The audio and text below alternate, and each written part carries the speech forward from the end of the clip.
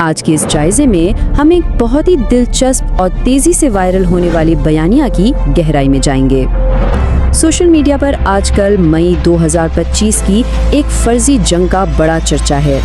اب ہم یہاں کسی سائٹ کی توثیق نہیں کر رہے، بلکہ خالصتاً ان دعووں کا پوسٹ مارٹم کریں گے جو ان ویڈیوز اور ذرائع میں پیش کیے گئے ہیں۔ تو چلیے بغیر کسی تاخیر کے سیدھا مدعے پر آتے ہیں اور دیکھتے ہیں کہ اس پوری کہانی کے تانے بانے کیسے بنے گئے ہیں۔ اس جائزے کا روڈ میپ کچھ یوں ہے۔ پہلے ہم اس وائرل بیانیے کو سمجھیں گے، پھر ٹائم لائن، انفارمیشن وار، ملٹری ٹیکنالوجی، معاشی اثرات اور آخر میں اس کے اندرونی اور ملکی اثرات پر بات کریں گے۔ پہلا حصہ، وائرل 2025 کا بیانیہ، خاموش کمانڈر کا عروج۔ کہا جاتا ہے کہ طاقت ہمیشہ بولتی نہیں، کبھی کبھی یہ بنا آواز کے مضبوطی سے کھڑی رہتی ہے۔ ذرائع کے مطابق اس ساری کہانی کے مرکز میں جو کردار ہے، یعنی جنرل عاصم منیر، ان کی فلسفی بالکل یہی ہے۔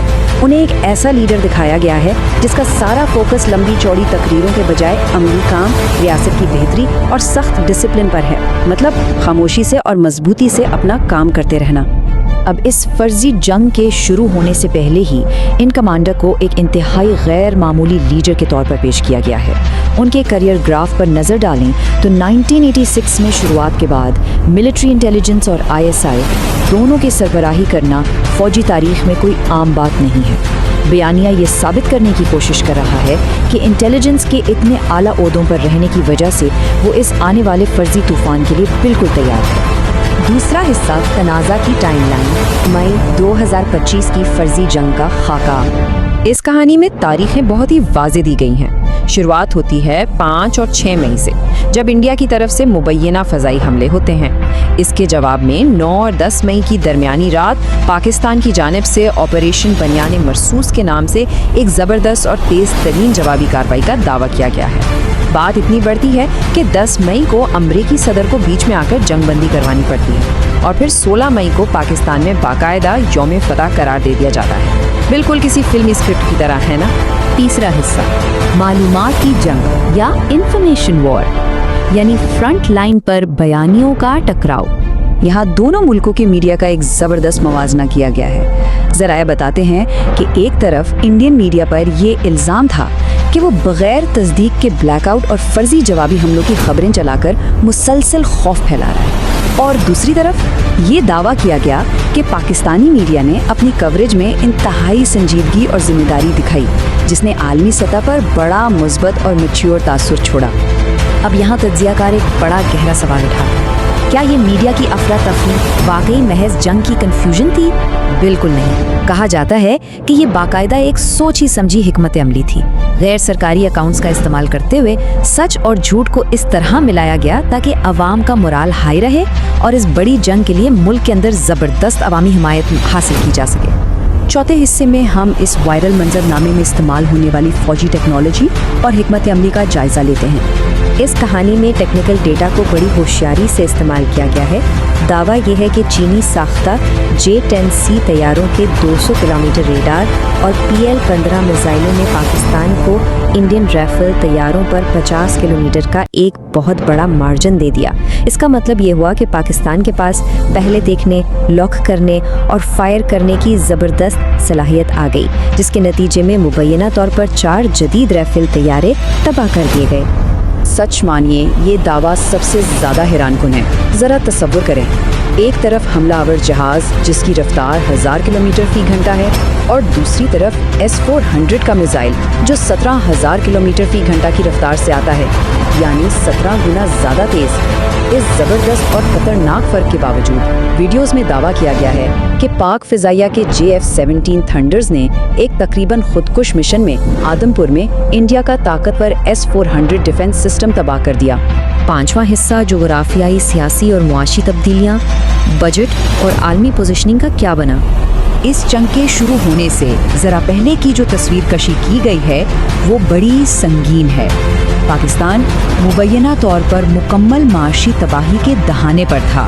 زر مبادلہ کے ذخائر گر کر محض 6 سے 8 ارب ڈالر رہ گئے تھے۔ بقا کا سارا دار و مدار صرف اور صرف ملٹری ڈپلومیسی اور دوست ممالک پر تھا۔